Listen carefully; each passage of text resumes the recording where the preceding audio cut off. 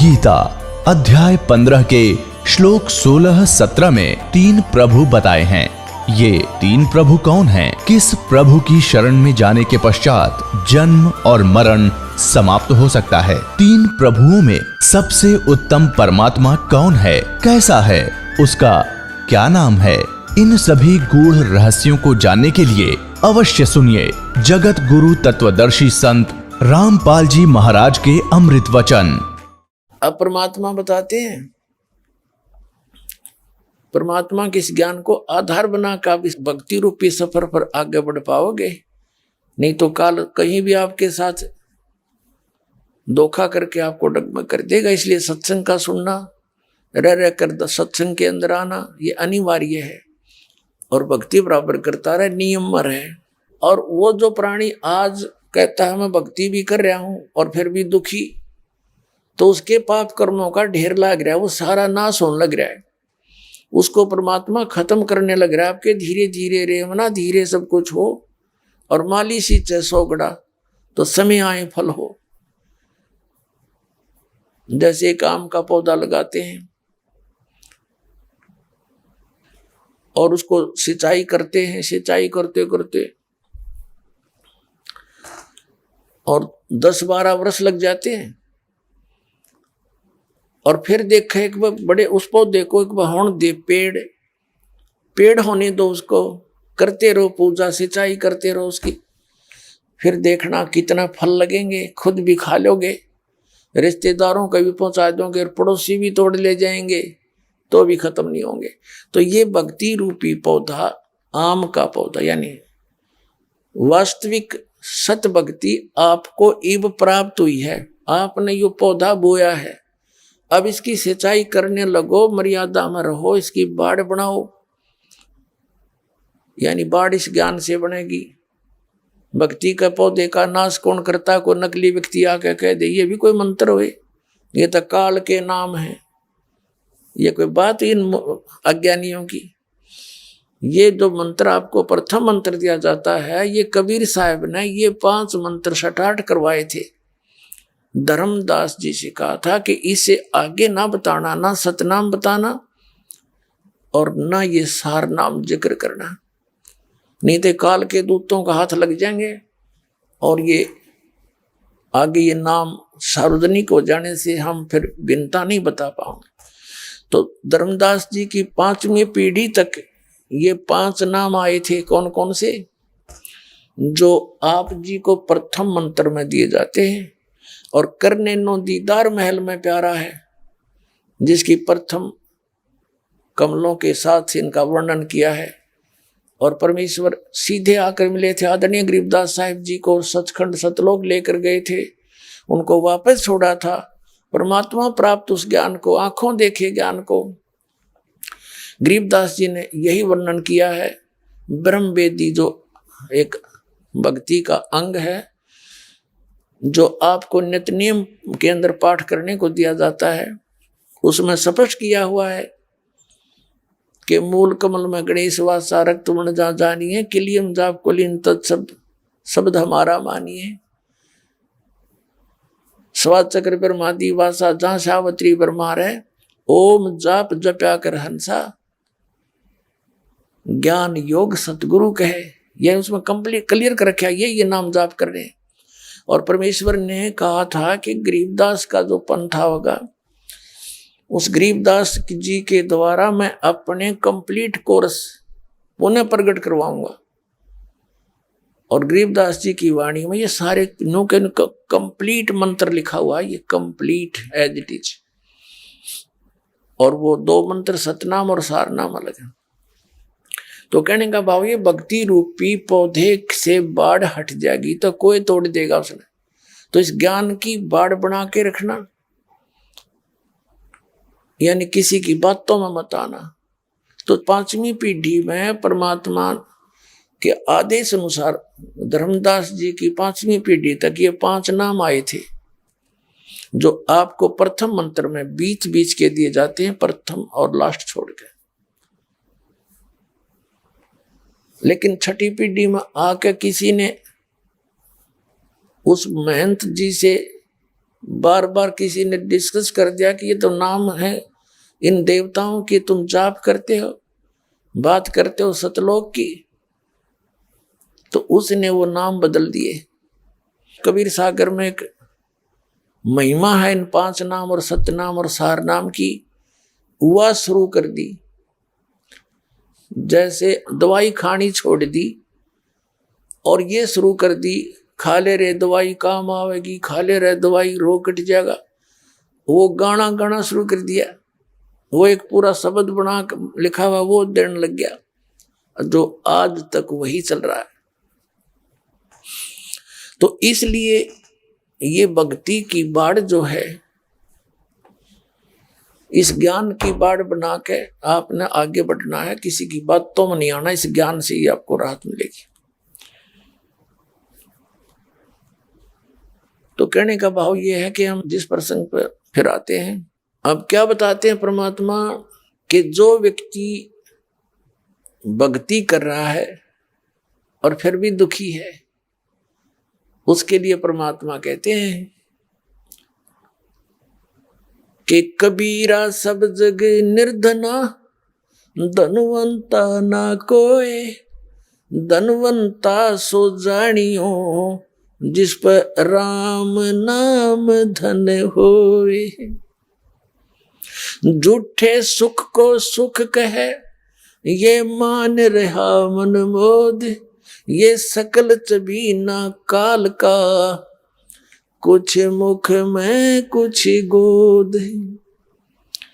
तुम इस झूठे सुख को सुख मान रहे हो और कहते हैं ये तो काल की व्यवस्था है सारी, अब सबको प्रसन्न कर रखा है, माचे फिरे सारे दिन। और पहले नो पूछे ऊपर की कमाई कितनी है, जब छोरी ब्याहूंगा तनख्वाह कितनी है, 10,000 रुपये, और ऊपर की 20,000, तो ठीक है रास्ता पक्का। ऊपर की नहीं है तो क्या मैं ना बात बनी, कोई बात हुई? ये कोई आधार बनाए न बच्चों की संस्कार जोड़ने का? जो जहर घना खाओ न को उसका भी बेटी ब्याहेंगे, इसके देख उसको दांखना भी ना चाहिए। वो तो उसको तो जहर देने की जरूरत नहीं पड़ेगी, अपने परिवार को लास्ट में देख लेना। जो ऐसी बकवादें करते हैं, परमात्मा को आधार बनाकर जीना आप सीखोगे जब बात बनेगी। बच्ची ने भी, बेटी ने भी, बेटे ने भी भगवान से जोड़ दे, और वो मंत्र, वो कनेक्शन दास उस परमात्मा के सच्चे दरबार का एक लाइनमैन समझ लो, बिजली वाले का फोरमैन समझ लो, कनेक्शन जोड़ दिया इस पृथ्वी पर। और दूसरा नहीं किस ब्रह्मांड के अंदर इस दास के अतिरिक्त जिसको मालिक ने ये कनेक्शन जोड़ने के आदेश दे रखे हो, और जिससे आदेश उससे जुड़वाना पड़ेगा। नकली तब की करके लटका बांध के तारी जोड़े बैठे हैं, कितने मूर्ख बना रहे आपको। तो अपने बेटे को और बेटी को, सभी भाई बहन भतीजों को, माता और पिता को, जिस जैसे भी सतीथि में जिसको ज्ञान हो जा, सबको इस मालिक से जोड़ देना चाहिए। और फिर देखना आपके घर में कितना सुख होगा।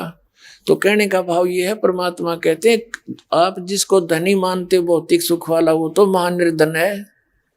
वो तो अपना कर्म बिगाड़ गया, कति सारे बैठा गया, सारे पुनों का नाश कर गया, और उस पुनों के बदले में क्या बदलवा ले गया? वो कोठी और कार बदलवा ली इसने, और वो यहीं रह गया। आप गया वहां पर भूखा प्यासा, नरक में ठोका जाएगा, यमदूत पीटेंगे, फिर पशु बनेगा। जिससे वो पैसा लेकर के कोठी कार बनाई थी, उसका फिर उसने वापस ऋण चुकाना बनेगा। किसी का बैल बनेगा, किसी का गधा बनेगा, और किसी का और प्रकार से वो पूरे करने पड़ेंगे उसके। परमात्मा कहते तुमने उस दरगाह का मैल नहीं देखा, धर्मराज के तिल तिल का लेखा, एक एक पाई का हिसाब आपने चुकाना पड़ता है। और इस जैसे अभी आपको बताया कि पहले इस अज्ञानता में आपने कितनी गलती कर दी और कितने अपराध बन गए। कसाई तक का भी उदाहरण दे रखा है कि सदना नाम का कसाई था, और वो भी अपने जॉब को छोड़ना नहीं चाहता था। कदे भूखा मर जाऊं मैं और क्या करूंगा, भगवान संतों का ज्ञान सुना, पर संत से मिला सदना और प्रभावित हुआ, सारी बातों को स्वीकार किया, लेकिन रोजी रोटी फिर अड़ गई आगे। संत परमात्मा स्वयं आते हैं साधु रूप बना के अपनी प्यारी आत्माओं को सतमार्ग बताते हैं। कबीर परमेश्वर आते हैं, साधु रूप में बैठे थे। तो सदना कसाई ने सत्संग सुना, परमेश्वर जो संत रूप में आए हुए थे, कबीर जी बड़ा प्रभावित हुआ, अपने कर्मों की तरफ झांका और कहा भगवान मैंने तो नाश कर दिया, क्या मेरा भी उद्धार हो सके गुरुदेव, हे महात्मा जी। तब संत ने कहा, संत रूप में परमात्मा विराजमान थे, कहने लगे भाई आगे पाप करो ना और पिछले माफ हो जाएंगे, इस भक्ति साधन से मैं बताऊंगा ऐसे। वो कहने लगा जी, परमात्मा ने पूछा तू कौन है भाई, कि मैं कसाई हूं जी, मैं कसाई हूं, कसाई सदना कसाई, सदना नाम मेरा, सदना नाम है, क्या मेरा मुझ पापी का भी उद्धार हो सकता है। परमात्मा ने कहा भाई होगा, कति हो जाएगा, पर बेटा आगे ना करिए। कहने लगा जी क्यों कर बात बनेगी, और तो कोई साधन नहीं रोजी रोटी का। परमात्मा संत जी ने कहा, परमात्मा संत रूप में बैठे थे, बेटा पेट में भगवान ने पाला तू, जब कौन रोटी लेकर जाया करता तेरी, कौन पहुंचाता था, और माँ के गर्भ से बाहर आते ही माँ के सतन में दूध दे दिया, उससे पहले दूध नहीं था, तो क्या अब वो तेरी संभाल नहीं करेगा। लेकिन ये तो एक हमने औपचारिकता सी बातें लगती हैं, क्योंकि हम दूसरे रंग में रंगे हुए। कहने लगा जी मेरा तो काम ना चले, बालक भूखे मर जाएंगे, मेरा तो और कोई काम नहीं, मैं तो नौकर हूं एक कसाई का, और मन्ना तो ये काम करना पड़ेगा। तो परमात्मा ने सोची भाई ये तो सारे बांध रखे काल ने। कहा, परमात्मा ने कहा बेटा इसने छोड़ दे तू। तो सदना कसाई कहने लगा, महाराज जी कुकर छोड़ू भूखे मर जाएंगे, बालक नाम लेना चाहे उठे नहीं, मेरा उद्धार कर दे गुरुदेव, उद्धार कर दे, मैं तो कति नरक में गया। परमात्मा बोले भाई नो दोनों बात क्यों करोगी मेरे। फिर परमेश्वर ने सोचा चल भाई चाकस होती है इसकी तो बहुत जबरदस्त इच्छा भगवान में। तो मालिक ने कहा ठीक है बेटा तू नो करिए, एक अपना लिमिट बना ले कि इससे ज्यादा नहीं बकरे काटेगा, जितनी तू ज्यादा से ज्यादा बना ले, पर रही है वचन पे। अब सदना बोला जी ठीक है। उसने सोचा रोज के 5-4 काटने पड़े हैं, हम बेईमान से हैं। कहने लगा अब जी 100 तो ज्यादा नहीं काटूंगा डेली। परमात्मा बोले अच्छा भाई जाते ठीक है बेटा, देख रही है वचन पे, अकजी पक्का हूं मैं वचन का। चला गया। अब क्या हुआ कि उस शहर में राजा की लड़की का ब्याह हो गया, बारात आ गई, और उसमें बकरे दारू चल रहे, मुसलमान बादशाह था, मतलब मांस तो आम खाते हैं, दारू शराब तो नहीं होगी खैर। अब उसके सदना के मालिक ने आदेश दिया कि सदना बड़ा ऑर्डर आएगा उससे, और भाई ला दिए बकरे ला कर रख दिए 20। अब 20 काट दिए सदना ने, फिर डिमांड आएगी 20 की। और कहने का भाव ये है कि 100 के 100 बकरे कट गए, और सदना ने सोचा हे भगवान कति पूरी बात बनी, हे भगवान आपने प्रण भी आपने रखा, मेरी तो प्रतिज्ञा भी आपने रखी, मांझ दो के हथियार धर दिए, अकरेगी इज्जत आज तक कति नाश हो गया था। इतने में परमात्मा ने क्या किया, एक बहुत बड़े व्यापारी का रूप बना के पहुंच गया सदना के मालिक के पास, और कहा भाई मैंने ऐसे ऐसे कांटेक्ट करना, एग्रीमेंट करना तेरे से, रोज के 20, 30, 50 बकरे चाहिएंगे, और मैं ऐसे आगे सप्लाई किया करता हूं। तो बड़ा खुश हो गया वो सदना का मालिक कसाई, कहने लगा भाई ठीक है। और वो बोला जी बाकी एग्रीमेंट कराएंगे सवेरे ही, तो मैं थक रहा हूँ, भूख लग रही है कि मैं खाना खिलाओ और बढ़िया बढ़िया स्वस्थ बकरे का मांस बनवाना। अब कसाई ने आदर किया नौकर के, सदना इधर आ। अब वो सदन कसाई आ गया, हाँ जी कि एक बकरा काट फटाफट। और बड़ा व्यापारी आया है, बड़ा एग्रीमेंट हो गया है, होगा बड़ी बढ़िया अच्छा। और भोजन तैयार करा, भेज रसोई में। अब सदना के हाथ पैर फूल गए। क्या वह बात बिगड़ गई भाई, तो ना बड़ी बात, आज तो प्रतिज्ञा भंग होगी। अब उसने सोचा कि जब बकरा ना काटूंगा तो यू मालिक नौकरी तो निकाल लेगा, और जब बकरा काट दिया तो वचन भंग हो गया, मेरी तो बात बिगड़ गई दोनों तरफ से।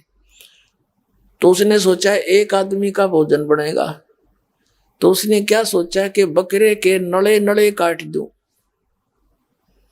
अंडकोश, अब मेरा पर्ण भी रह जाएगा और भोजन भी बन जाएगा एक आदमी का। हथियार उठाया और बकरे के वो नले काटने चाहे, बकरा बुलवा दिया परमात्मा ने बोला सदना, और देख भाई मर्यादा ना तोड़े, ना जाने कितनी बार तो तू बकरा बन लिया और मैं बना कसाई, और देखियो मैंने तेरे गल काटे हैं, तेरे को ऐसे नहीं काटा जैसे तू काटने जा रहा है। अब सारी रात तड़प कर मरूंगा मैं, तन्ने भी फिर मैं ऐसे ही काटूंगा तेरे को, ये देख लेना।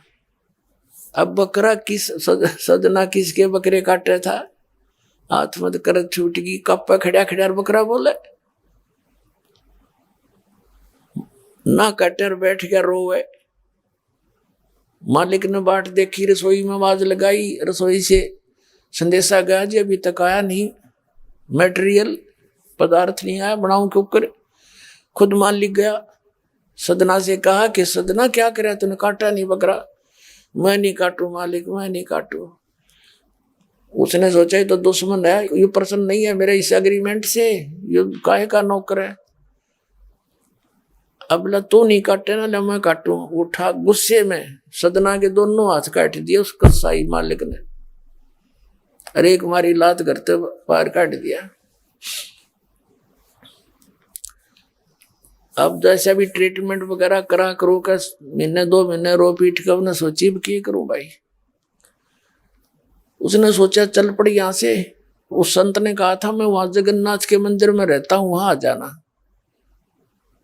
उस जगन्नाथ के मंदिर की तरफ चल पड़ा कि भाई परमात्मा ने जब इतना चमत्कार दिखाया है, बकरा बोलिया, इसे बुंडे काम ना मैं तो कदे भी ना करो, मरो चाहे जीवा चाहे भूखे मरे। आदमी की कही तो ना जच्चे, पर वह तो सच्ची होगी, सामने तो जुल्म हो गया। यूं तो बहुत बुरा जो है ना एक रूटीन है, यो नहीं करे भाई कति भी। संत साची के थे, वो उस दिन जच्ची उसके उस गुरुदेव के पास समाधान के लिए चल पड़ा। देख कहाँ तक बिजली गिरती है इस भोंडे कर्मों से, कैसे फिर जो मालिक परम संत की शरण जा रक्षा कैसे होती है। अब वो चला जा रहा था, पहले सरपंच नहीं होते थे, नंबरदार होली सोली होता था गांव का, और 5-4 गांव में से एक गांव वाले व्यक्ति नंबरदार को विशेष और पावर दे देता था राजा, जिस वो दंडित भी कर सकता था अन्य किसी उनको। एक नंबरदार के घर पे रास्ते में जा रहा था, नंबरदार के घर पे रुक गया और कहा जी मैं रात न रुकूंगा, मैंने आगे यात्रा पे जाना है, जगन्नाथ में जा रहा हूं। तो पहले धार्मिक वैसे तो आम व्यक्ति की बहुत इज्जत करता थे, अतिथि की। नंबरदार ने सदना को रोक लिया, रुक जा भाई, भाई रोटी खाइए, अलग से व्यवस्था कर दी, खाना खुना खा ठाठ तरह। अब क्या हुआ कि उस नंबरदार की पत्नी जो थी वो बैड कैरेक्टर थी, उसने सदना के साथ दुर्व्यवहार करने की चेष्टा की। वो रोने लग गया, माई मत वहां दुखी व्यक्ति हो, रात काटनी है, काटन दे तो काट दे ना, मैं भी चला जाऊंगा। तो उसने फिर शोर मचा दिया, अपनी बेइज्जती समझ के लोग इकट्ठे हो गए, अक्यों मेरी इज्जत का गाक बने था, पकड़ लिया और वहीं उस शहर के अंदर, साथ में ही शहर था, वहां ले गए। राजा था, वहां का नवाब था, उसके सामने उसको पेश किया गया, उसको सजा सुना दी कि इसको मीनार में चिन दो, भुगत कर मरे। इसको कितना नंबरदार ने इसको इज्जत से रखा और इसने धोखा किया, उसी के साथ पत्नी के साथ दुर्व्यवहार करने की चेष्टा की और उसकी पत्नी ने गवाही दे दी, जी मेरे ऐसे ऐसे सतन पकड़ दिए इसने। अब मीनार के अंदर खड़ा करके मीनार चढ़वा दिया, बंद कर दिया। अकाप मर जाएगा चिल्ला चिल्ला के रो पीट के। तब सदना ने अर्ज करी है, गुरुदेव मैं तो पापी आत्मा था, मुझे तो चाहे इससे ही बदतर मौत मार दो, लेकिन मुझे ये भगत कहे थे कि मंदिर में जावे ढेड और इसे इसके गुरु होंगे और ऐसा करता था ऐसा करता था। दाता आपके नाम पर बट्टा लग गया, तो मैं तो नीच था, तो इससे भी बुरी मौत मार देते। दाता इस भक्ति की इज्जत रखियो मेरे मालिक। इतना ही कहा था, वो सारा मीनार फट गया और ईंटें उन सरपंच के सर में लगी, उसकी पत्नी के दोनों सतन कट के वहीं गिर गए, खून चल पड़ा। और जिन्होंने ये संदेश सुनाया था, अन्याय का फैसला सुनाया था, उनके सर में ईंट लगी जा जाके। और देखा इतना आवाज हुई, आसपास सब भागे आए, देखने आए और सदना के दोनों हाथ पूरे हो गए, कटे हुए नहीं रहे। बोलो सतगुरुदेव।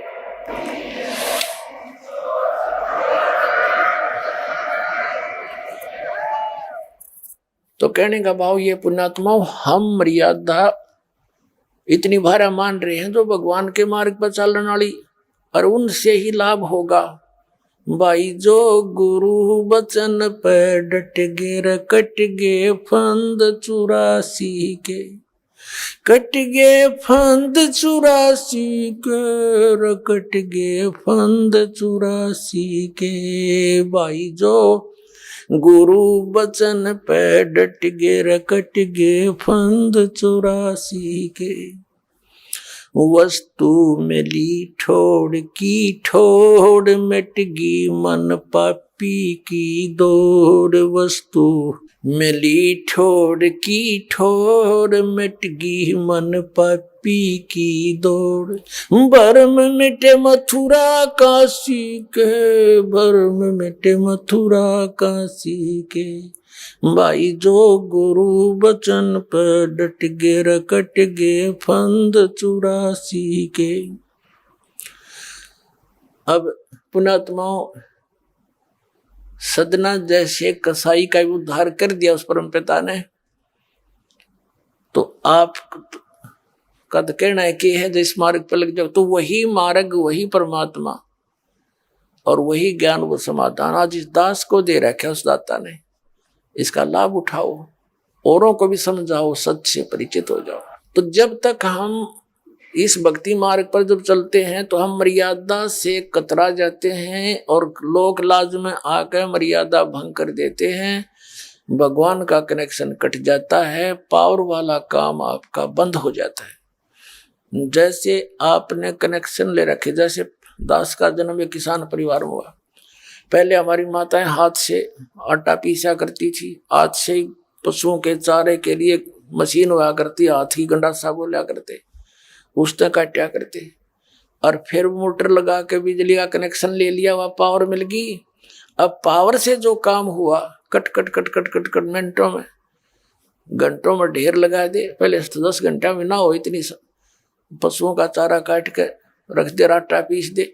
तो पावर जब आपको मिल जाती है तो पहले आपके जो प्रारब्ध में यानी अपना मैनुअल काम थे उनसे घना काम होता है। और जब आपका कनेक्शन कट जाता है तो फिर जो के तो फिर वो मैनुअल रह गया, आपके पावर वाला काम तो बंद हो गया। तो इस प्रकार आप जिस कनेक्शन ने ना कटने दो, और काल का पहला दाव है कि ये इस कनेक्शन ने कटवाओ। आप क्या नाम ले गए, गांव में पहुंच गए, गांव वाले नौके काहे का नाम लिया, तो ने तो ये भी छोड़ दिए, माता भी नहीं पूजता, पितर भी नहीं पूजता, और जो सामूहिक काम से ये धार्मिक ये भी नहीं कर रहा। तो काल का ये विशेष दाव है कि इसको वहां से खंडित करवा दूं, फिर इसकी देह ही तोड़ता रहूं, कोई दिक्कत नहीं। और जब मालिक के संरक्षण में हम रहेंगे, ये निकट नहीं आ सकता, ये कोई इसका अटैक हो नहीं सकता। तो इस काल ने ऐसी मर्यादाएं फंसवा दी, हमारे चारों तरफ फैला दी और जकड़ रखा नो कति प्राणी को बुरी तरह। लेकिन विश्वास रखना इस मालिक के ऊपर, नाम लेकर संघर्ष शुरू करो। वही बात है, जब कोई आपका कुल के लोग, आप उनको समझाने की चेष्टा करो, भाई ये बात है, ये ज्ञान है, मेरे समझ में आ गया, और इसमें कोई त्रुटि है तो आप गहराई से देखो, आपको त्रुटि लगे तो मुझे बताओ, मैं त्याग दूंगा, न तुम आप भी लगो इस मार्ग को ग्रहण करो। तो वो नहीं मानते हैं, तो आप जी ने भी उनकी बातों को नहीं मानना है, इतनी सी बात है।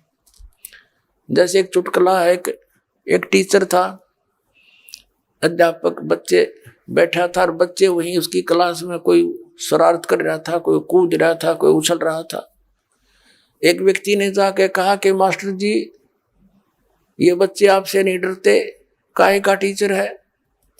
तो टीचर बोला, मैं के डर रहा हूं इनते, मैं भी ना डरता इनते। तो अब जब वो हमारे नहीं मानते तो हम भी नहीं मानना उनकी। तो इस मार्ग पर चलने के लिए आपने इस मर्यादा को दृढ़ रखना पड़ेगा। कबीर साहब कहते हैं, जब लग हंसा हमरी आना, और काल लगे नी तेरा बाना। जब तक ये हंस, ये पुण्यात्मा हमारी आन में, मर्यादा में रहेगी, तब तक काल तेरा अटैक नहीं हो सकता किसी भी प्रकार का। तो इसने पता है इस बात का, तो ये सबसे पहले उस मर्यादा को भंग करवाता है। और इस भक्ति मार्ग में ये मर्यादा ऐसी समझ लो जैसी लक्ष्मण रेखा थी। इसको जरा सी ना समझा, जो दास वचन बोल रहा है, इसको जरा सा ना समझना, बहुत गहराई से और बड़ी सख्ती से इसका पालन करना। जैसे सीता जी को कहा गया था कि ये एक रेखा खींच दी है, इससे बाहर ना जाना, तब तक आप पर यहाँ कोई भी जंगली जानवर या कोई लुटेरा बकवादी व्यक्ति आपकी हानि नहीं कर सकता। और वो तो चले गए दोनों भाई, जिस खोज में वो भेजे थे उसने, सीता जी ने। रावण आ गया एक साधु रूप बना के, आटा मांगने के लिए, भिक्षा लेने के लिए। रावण जब निकट आया रेखा के, उसको देखा कि इसमें बहुत जबरदस्त लपट निकली और तेरा मार डालेगी। वो 10 कदम पीछे गया, आवाज लगाई कि भाई भोजन दो, भिक्षा दे, ये क्या कर रखा तुमने जंतर मंतर में, तो हानि होगी होती मुझे। और तो उसने कहा कि भिक्षा ले जा महाराज। यहाँ के रावण निकट आया तो उसमें लपटा निकली, वो एकदम 10 कदम पीछे गया। कहा माई भिक्षा देनी है तो बाहर आकर दे, नहीं तो ये कर दूंगा वो कर दूंगा। अब सीता जी ने सोचा साधु संत है और क्या फर्क पड़ा है, अभी एक मुट्ठी आटा डाल लाती हूं। अब वो बाहर निकली, रेखा पार करके चलेगी आटा डालने के लिए। रावण ने पकड़ ली बाजू और लंका में जा पिटकी। अब उसकी जीव संज्ञा की सोचती के फर्क पड़ा है, अभी आ जाती हूं, अभी गई। वो मूर्ख थे क्या जो इन्हों कह गए थे इस बार मत निकलना। तो पुण्यात्मा कितना बखेड़ा पैदा कर दिया उसकी अपनी सोच ने, के फर्क पड़ा है, कितना फर्क पड़ गया। लाखों लोग मरवा दिए। आप 10-12 वर्ष आप पड़ी रही इसकी कैद में, खाना न पीना, नहाना न धोना, रोआ पीटी, पड़ गया फर्क। तो पुण्यात्मा, ये परमात्मा की जो मर्यादा कबीर साहब की है, इनको लक्ष्मण रेखा समझ लेना। और फिर देखना मालिक क्या हाथ है, कितना सुख आपको देगा, आपको यहाँ सारी सहायता देगा, आपकी जीवन एक्सटेंशन करेगा। जब चाहोगे जब मरियो, काल निकट नहीं आ सकता आपकी मौत लेकर के। तो यहाँ परमात्मा हमें याद दिलाते हैं कि मन तू सुख के सागर बस रे, भाई और न ऐसा यस रे। यहाँ का कितना यश बना ले किसी भी क्षेत्र में, तू यहाँ कितना प्रभु पाक ले, और सत साधना ना करके ये और डले ढोके अन्य साधनाएं काल सतर्की करके ये ऋषि मैं ऋषि आज तक प्रभुता के पात्र और बड़े प्रभु नजर आते थे। जैसे एक अगस्त ऋषि ने एक सिद्धि प्राप्त कर ली, उसने उस सिद्धि के आधार से 7 समुद्रों को एक ही घूंट में ऐसे चुरू भर के पी लिया। सारे समुद्र खत्म हो गया, पानी नहीं रहा उसके अंदर एक घूंट भी। और फिर हाहाकार मच गई, सबने प्रार्थना की, उल्टा है उसमें कहते कुरला कर दिया, समुद्र भर गया, वो एज इट इज फॉल हो गया। अगस्त ऋषि की होगी प्रभुता, यस हो गया उसका। जड़ा देखो वहां जहां देखो वही अगस्त ऋषि ने ऐसा कर दिया, अगस्त ऋषि ने ऐसा कर दिया। आगे क्या बनेगा? अगस्त ऋषि इन सिद्धियों की से प्रभु बन गया, आगे गधे की योनि में जाएगा, क्योंकि वो सच साधना नहीं इसके पास। तो परमात्मा कहते ये यश, ये झूठे यश है। जैसे इन सभी ऋषियों की पोल उस समय खुली जब पांडवों ने अश्वमेध यज्ञ करी थी, और उसमें एक ऐसा कंडीशनल वो रख दिया, शंख अलग से सुसज्जित स्टेज के ऊपर एक 5 मुख का शंख रख दिया कि सभी संत ऋषि महर्षि इस धर्म भंडारे में भोजन कर लेंगे, धर्म यज्ञ में। तो जो परम संत साधु होगा इन जीवने वालों में, तो ये शंख अपने आप बोल लेगा। 33 करोड़ देवता, 88,000 ऋषि और 12 करोड़ ब्राह्मण, ये सारे अगस्त पगस्त रिया वशिष्ठ मुनि, ये सारे वहीं पर बैठे थे। और समेत श्री कृष्ण जी त्रिलोकीनाथ ने भोजन कर लिया, वो शंख नहीं बजा। तो इससे सिद्ध हो गया कि इनकी भक्ति यूजलेस थी। जो कृष्ण जी की भक्ति करके मोक्षता में थे, श्री कृष्ण भी वहीं बैठा था, भोजन खा लिया था उसका, उससे भी वो यज्ञ संपूर्ण नहीं हुई। कहते हैं एक वाल्मीकि नीचे कुल साधु, जिन शंख पचायन पूरा नादु। इसमें द्वापर युग में परमात्मा कबीर जी एक करुणा में नाम से, जैसे वो प्रत्येक युग में लीला करते हैं, जैसे कलयुग में कबीर नाम से वो प्रकट रहे हुए, 120 वर्ष रहे, सह शरीर आए थे, सह शरीर चले गए। एक संत और एक सतगुरु की, एक भक्त की भूमिका करके एक उदाहरण पेश करते हैं। तो ऐसे वो करुणा में नाम से आए हुए थे द्वापर में, चारों युग में आते हैं भगवान। और उनका और वाल्मीकि परिवार, उनको जो बालक रूप में आए थे कमल के फूल पर, एक वाल्मीकि परिवार उठा ले गया था मालिक को। वाल्मीकि के घर परवरिश हुई, और एक वाल्मीकि ही दूसरा लड़का व्यक्ति उनका शिष्य हुआ, तो जो जिसका नाम सुदर्शन था, सुपथ सुदर्शन। तो सुदर्शन का रूप बनाकर मालिक गए थे, लंबी कथा है, फिर कभी सुनाएंगे। आज जो प्रसंग है उसको पूरा करेंगे। तो सुदर्शन जो वाल्मीकि, सुदर्शन जो था परमात्मा कबीर जी यानी करुणा में जी का सत भक्ति का साधक था, मर्यादा में चलता था। जब वो वहां पहुंचे सुदर्शन रूप में, उन्होंने भोजन खाया। कहने का भाव ये है कि पहले तो रुक्मणी, उसको द्रौपदी के मन में दोष आ गया था कि ये काहे का संत है, एक जंगली सा व्यक्ति, इससे क्या हमारा ये यज्ञ पूर्ण होगा, इस ऐसे मंडलेश्वर यहाँ बैठे हैं। फिर दूसरे उसने भोजन बना के रखा द्रौपदी ने सुदर्शन जी के सामने, अलग अलग खीर, खांड, पकौड़ी, कचौरी, नारी नारी, दही बड़े सारे बनाकर अलग अलग थाली में रखे। सुदर्शन जी ने क्या सोचा कि आज तक ये मन न्यारे न्यारे स्वाद करके बकवाद करेगा, कल फिर डिमांड करेगा मेरे से कि उसे फिर खाऊंगा। तो उन्होंने क्या किया, थोड़ा थोड़ा आइटम जितना खाना था सभी कटोरियों में से थाली में डाल लिया। हलवा भी, खीर भी, दाल भी, कचौड़ी भी, पकौड़ी भी थोड़ी थोड़ी ले करके अन्नों खिचड़ी बना ली। अब द्रौपदी ने सोचा था कि मैंने ऐसा भोजन बना के दिया है, ये जंगल में रहने वाला महात्मा खावेगा और मेरे गुण गावेगा और उंगली चाटता रह जाएगा। जब उसने देखा इसने तो सारा काम बिगाड़ दिया, 1 घंटे माथा मेरा आंखें फुड़वाई धूमे पर, इसने क्या कराया यो, तो उसके मन में यो दोष हो रह गया था, जिस कारण से जितना भोजन थाली में रखा था उस सुदर्शन जी ने 5 ग्रासों में खा लिया और 5 बार ही शंख बोला।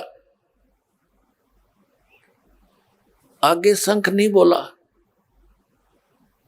तब युधिष्ठिर जी ने कहा कि भगवान होगी बात, बनगी बात, शंख बोल गया। तब श्री कृष्ण जी ने कहा नहीं, शंख तो लगातार बोलना चाहिए था, ये रुकना नहीं चाहिए था घंटों तक, तब बात बनेगी। तब श्री कृष्ण जी से युधिष्ठिर जी ने कहा था कि हे भगवान और किसको लाओगे, अब कौन है? तब श्री कृष्ण जी ने कहा था इस वाल्मीकि के बाल समना ही तीनों लोक, ये इतना भक्ति युक्त है ये सुदर्शन, ये वाल्मीकि, इसके एक बाल के बराबर भी ये 3 लोक नहीं है। कोई त्रुटि अपने ही घर पे है युधिष्ठिर, कोई मन में दोष किसी प्राणी का है। श्री कृष्ण जी को मालूम था कि द्रौपदी नाक से कोड़े थी जब वो रोटी खावा था। द्रौपदी बुलाई और पूछा बहन साची बताना, आपने क्या सोचा जब महापुरुष जी ने खाना खाया?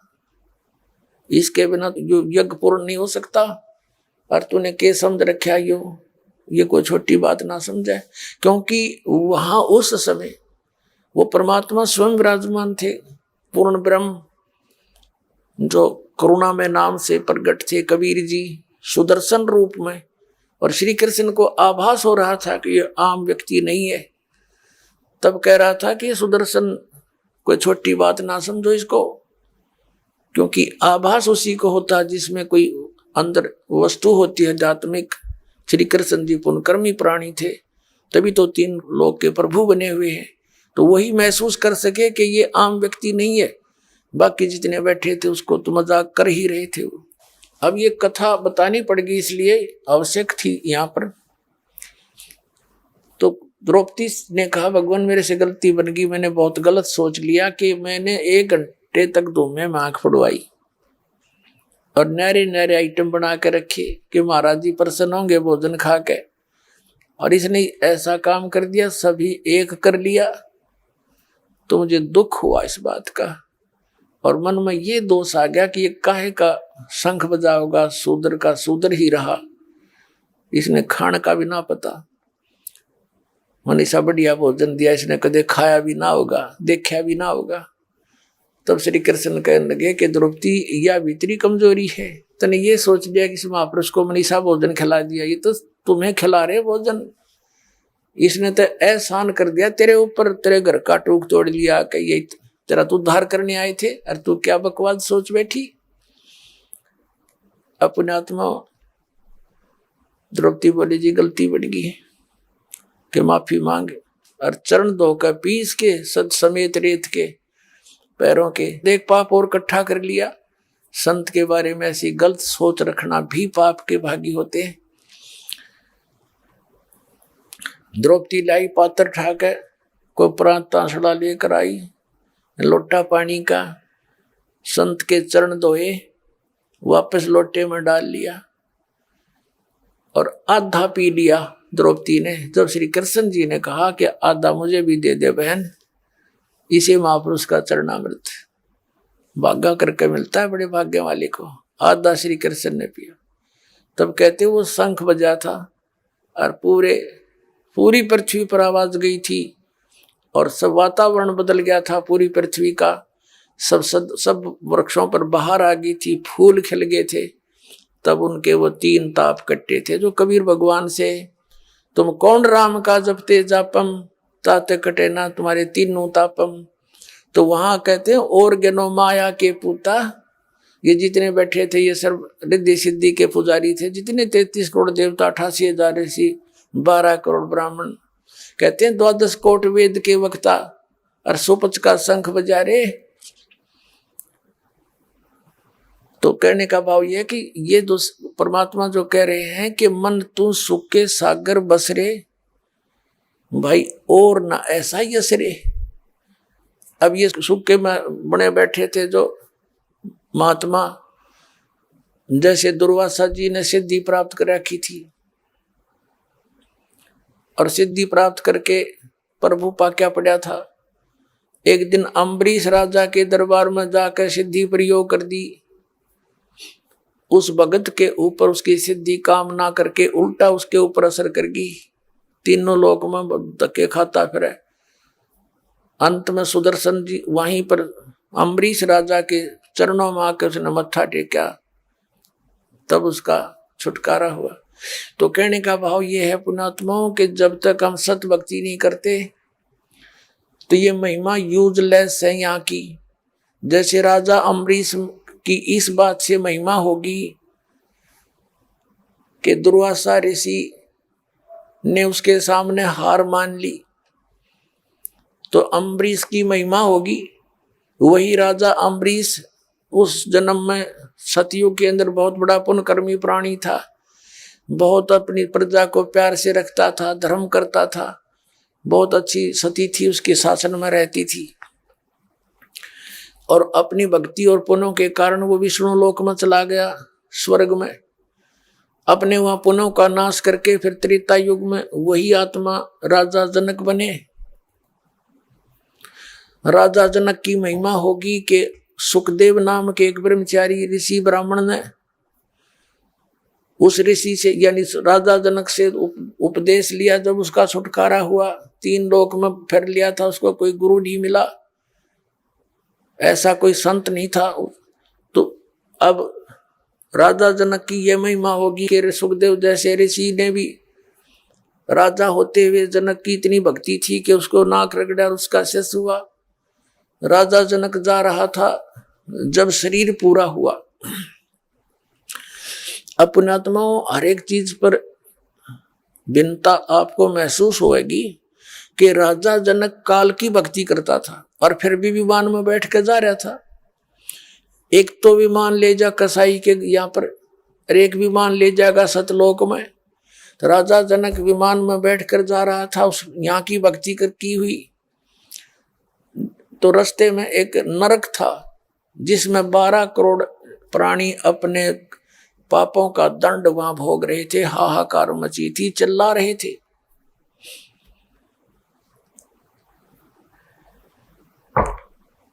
राजा जनक ने दयालु था, न्यायकारी राजा था। राजा जनक ने कहा कि विमान रोको, चालको, और पता करो ये चिल्लाने की आवाज किसकी है और क्या कारण है। तो उनको तो मालूम था, वही बता दिया, जी यहाँ पर एक नरक है और नरक में ये आत्माएं जो है अपना किए हुए पाप कर्म का दंड भोग रही है, इसलिए चिल्ला रही है। तो राजा जनक ने कहा कि इनको छोड़ दो, छुड़वा दो, मुझसे देखा नहीं जाता। तो साथ आए वे जो पारखत थे, यानी भगवान के दूत थे, वो देवदूत थे और विमान चालक थे। उन्होंने कहा, राजा यहाँ आपका हुक्म नहीं चलेगा, यहाँ तो धर्मराज का हुक्म चलता है, न्यायाधीश का। तो राजा जनक ने कहा कि न्यायाधीश से मेरी बात कराओ। अब वो गए पारखत वहां धर्मराज के पास ही, ऐसे ऐसे जिद कर रहे हैं राजा जनक और कह रहे हैं या तो इनको छोड़ दो, ना मुझे भी यहीं छोड़ दो, इन्हीं में डाल दो। धर्मराज वहीं आ गया और कहा, राजन ये अपना कर्म भोग रहे हैं, आप अपना पुण्य के लिए चलो, स्वर्ग में आपके बहुत पुण्य है। राजा जनक नहीं माना कि नहीं, या तो मुझे भी यही छोड़ दो या इनको नरक से निकाल दो। तब धर्मराज ने कहा कि एक विकल्प है, आप अपने पुण्य इनको दान कर दो, संकल्प कर दो, फिर छोड़ देंगे। राजा जनक ने कहा, मैंने आधे पुण्य इनको संकल्प कर दिए। तो राजा जनक के द्वारा दिए गए पुण्यों के आधार से उनको वहां से निकाल लिया, नरक से 12 करोड़ आत्माओं को विमान में बैठा कर स्वर्ग भेज दिया। अब राजा जनक आधा तो खाली वहीं कर दिया। इस काल ने दे जाल देख इसका, बिना ज्ञान के आदमी नो लुटता फिरता अभी तक, भक्ति करे बिना विवेक के, बिना विवेक की साधना और इस तरह के दान भी व्यर्थ होते हैं। अब दोनों स्वर्ग में चले, वो 12 करोड़ भी और राजा भी जनक भी स्वर्ग में अपना ठाठ से घूमे। राजा जनक की फिर महिमा होगी कि दानी बड़ा भाई, इसने तो ऐसा कर दिया। अब क्या बताया परमात्मा ने कि जब तक राजा जनक के द्वारा दिए गए पुण्य उन 12 करोड़ के अंदर एवरेज बांट दिए गए। जब तक वो पुण्य रहेंगे तब तक वो स्वर्ग में ठाठ करेंगे, और जब उनके पुण्य समाप्त हो जाएंगे तो 12 करोड़ फिर उस नरक में डाली जाएंगी। वो पाप उनके पेंडिंग है नो के नो। और उधर से राजा जनक के आधा खाली करा दिया। फिर वही राजा जनक यानी राजा अम्बरीश वाली आत्मा जो ऐसे यश प्राप्त किए थे, अब कलयुग के अंदर वो श्री नानक देव जी बने हैं। श्री कालू राम मेहता के घर जन्म हुआ और फिर उनका विवाह हुआ, 2 पुत्र प्राप्त हुए। एक सुल्तानपुर के नवाब के यहाँ नौकरी करते थे। पहले तो उनके आप नौकर हुआ करते राजा होते हुए, और स्वयं फिर आप नौकर लग गए वो पुनों को बर्बाद करके। फिर वो मालिक दयालु आए, उनको बेई नदी पर मिले जहां वो स्नान करने जाते थे जिंदा के रूप में। कहते हैं जो जन मेरी शरण हूं ताका हूं मैं दास, और गेल गेल लग गया फिर जब लग धरती आकाश। राजा अम्बरीश थे तब भी मालिक मिले, परमात्मा से प्रेरणा पाकर उनकी बात को स्वीकार नहीं किया, लेकिन भक्ति पर लग गए दृढ़ता के साथ। और राजा जनक को भी मालिक मिले थे कबीर जी जाके, तब उनको ये ज्ञान हुआ था, लेकिन उनकी बात को स्वीकार नहीं किया। मालिक को पता था, काल ने ये कह रखा कि कलयुग में जीव गणे ले जाना। परमात्मा को पता था कि सतयुग त्रेता द्वापर में ये गणे दुखी ना हो, और जब तक ये दुखी नहीं हो लेंगे इतना मुझे ये पहचान नहीं सकते। क्योंकि जब तक इंसान की पूर्व जन्म की कमाई के से जो पुण्य उसको प्राप्त हो रहे प्रारब्ध के, वो ये सोचता है कि जो साधना तू कर रहा है इनसे मुझे मिल रहे, और इतना विवेक नहीं कि ये साधना तो जैसे ये दास पहले हनुमान पुजारी था, हनुमान जी की पूजा करता था, मंगलवार का व्रत रखता था, सालासर माथा टेकन जाया करता था। बाबा श्याम जी की परंपरागत पूजा थी। राम कृष्ण राधे श्याम सीताराम जो भी मंत्र आ गया वो गमोड़ दिया करते थे, और सारे सुख होते जा रहे थे। संतान हुई, नौकरी मिल गई, पास हुए परीक्षा में, तो इन्हीं को क्रेडिट देते थे कि भगवान की दया से हो गया, श्याम जी की दया से हो गया, बाबा हनुमान ने मौज कर दी, श्री कृष्ण जी विष्णु जी की दया करते होगी, यानी सबको ही इसका आधार मानते थे। अब पता चला ये तो कुछ दे सकते ना ले सकते, ये कुछ नहीं कर सकते, हमारे प्रारब्ध में ये परिवर्तन कर ही नहीं सकते, ये हमें दे ही नहीं सकते जो हमारे भाग्य में नहीं है। तो मिल रहा था हमारे कर्म का, और शाबाशी मिल रही थी इन भगवानों को। तो त्रेता द्वापर सतयुग के अंदर परमात्मा को पता था ये पुण्यकर्मी प्राणी है, तो इनका पूर्व जन्म का पुण्य, जैसे अब आप भक्ति करोगे ये हजारों वर्ष चलेगी सत्य भक्ति इस पृथ्वी पर। जो पार हो गए उनकी तो कहानी खत्म होगी, यहाँ से जड़ निकल गई। और जो रह गए नहीं समझाए भक्ति कर गए और रह गए यहीं पर, तो वही फिर ऊपर स्वर्ग में सब जगह इनके पुण्य नाश करा के फिर सतयुग में पटकेगा तुम्हें। सतयुग में फिर ये गलत साधना करते रहोगे, फिर भी सुख होगा। आप सोचते हो हमें जो पूजाएं कर रहे हैं मौज माच रही है, समाधि भी जाती है ऊपर को, फिर त्रेता में, फिर द्वापर में, फिर कलयुग में आकर फिर पकड़ा जाओगे आप, क्योंकि जो साधना आप कर रहे हो वो तो गलत है। आपके पुण्य रहे नहीं, क्योंकि सारे पुण्य खर्च कर दिए तुमने। तो अब जो दुर्गति आपकी प्रारंभ हो रही है, दुखी के दुख बढ़ रहे हैं। पूजा वो पहले भी कर रहे थे, आपके दादे परदादे भी कर रहे थे, वह सुखी थे क्योंकि उनके पुण्य थे, और उन्हीं करते करते तो आपकी बिरानमाटी होगी। तो अब उन साधनाओं से नहीं हो रहा था वो लाभ, आपको पूर्व प्रारब्ध ही मिल रहा था। और अब परमात्मा कहते हैं कि मैं कलयुग में फिर वो भक्ति दूंगा, इनके रोज कांटे से निकलेंगे, रोज सुख होंगे, और वो उन साधनाओं को करके ये थक चुके होंगे, फिर मुझे पहचान लेंगे। कबीर साहब कहते हैं पर्वत पर्वत में फिरा और कारण अपने राम, राम जैसे संत मिले जिन सारे सब काम। तो कहने का भाव ये है दास का कि अब जो आप साधना कर रहे हो, आपको मर्यादा में रह के साधना करने से वो लाभ मिलेगा, आप सोच भी नहीं सकते, कितना सुना भी नहीं होगा। फिर आप पहचान में आ जाएगी कौन है भगवान, वो कबीर परमात्मा है। अब जो प्रसंग चल रहा है कि राजा अम्बरीश सतयुग त्रेता द्वापर में महिमा के पात्र बड़े और अंत में फिर क्या बने, नानक जी बन गए। आप मजदूर लगे, आप नौकर लगे। तो फिर मालिक आकर मिले, जो जन मेरी शरण है ताका हूं मैं दास, गेल गेल लाग्या फिरूं जब तक धरती आकाश। आप आज के नहीं हो जो शरण में आगे, ये करोड़ों की संख्या में ये नकली संत बहकाए बैठे।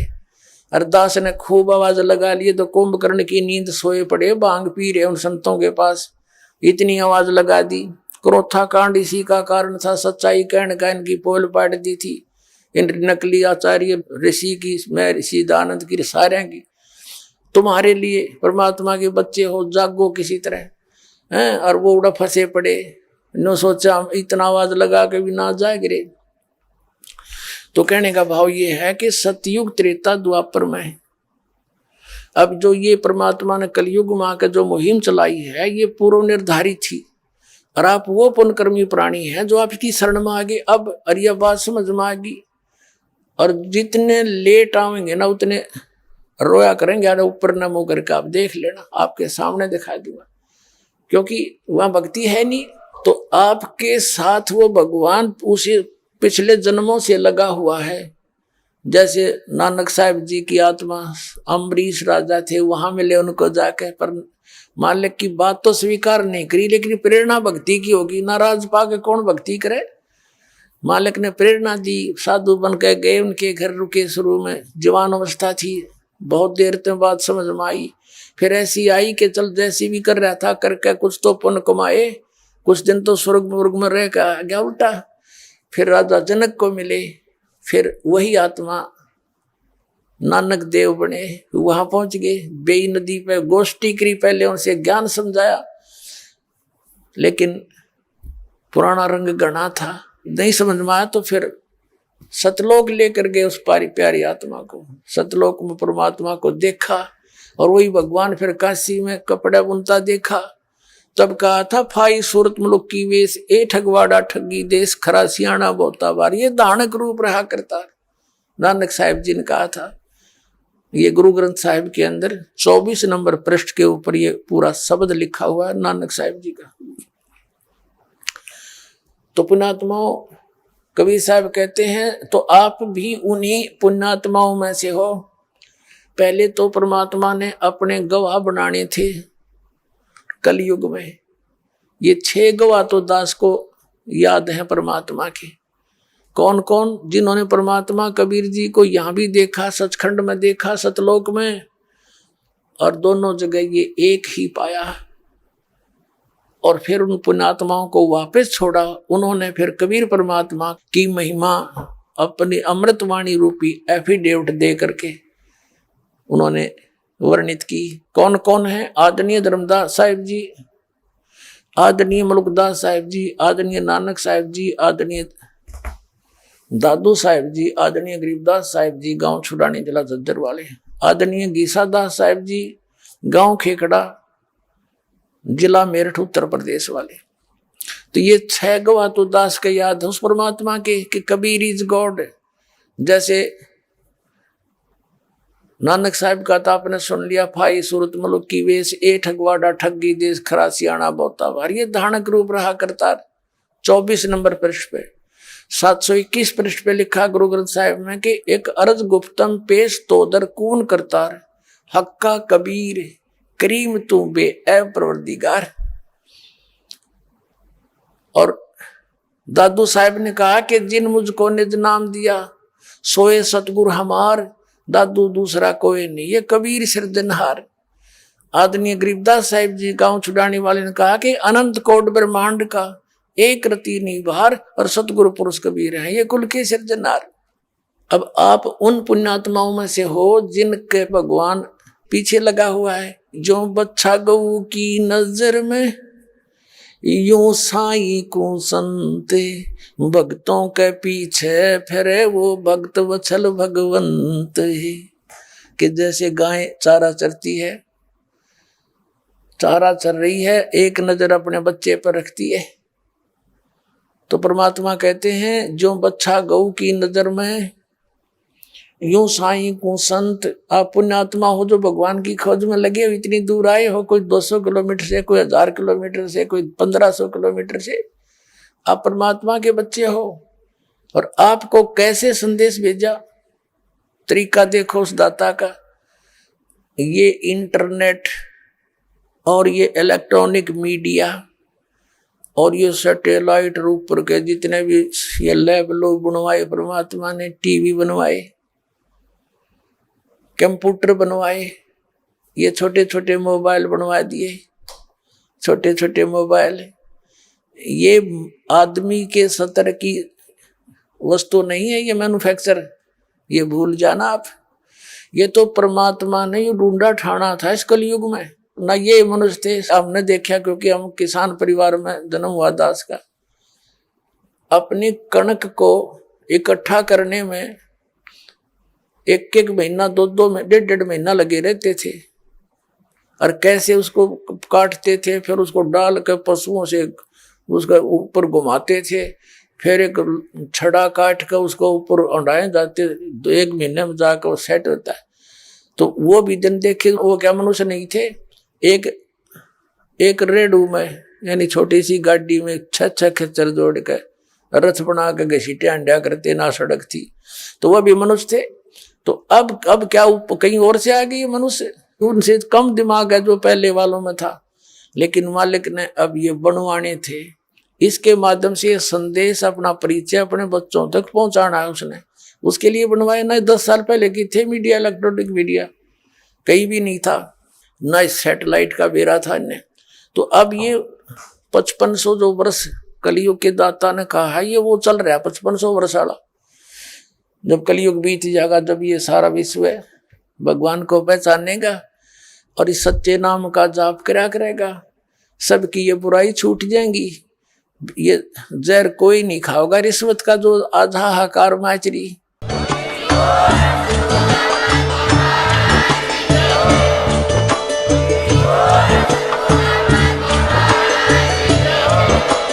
आप सुन रहे थे जगत गुरु तत्वदर्शी संत रामपाल जी महाराज जी के मंगल प्रवचन। अधिक जानकारी के लिए विजिट कीजिए हमारी वेबसाइट www.jagatgururampalji.org। संत रामपाल जी महाराज जी के शुभ आशीर्वाद से पूरे विश्व भर में 500 से भी ज्यादा नाम दीक्षा केंद्र हैं, जिन पर संत रामपाल जी महाराज जी द्वारा ऑनलाइन निशुल्क नाम दीक्षा दी जा रही है। अपने नजदीकी नाम दीक्षा केंद्र का पता करने के लिए संपर्क करें 8222880541।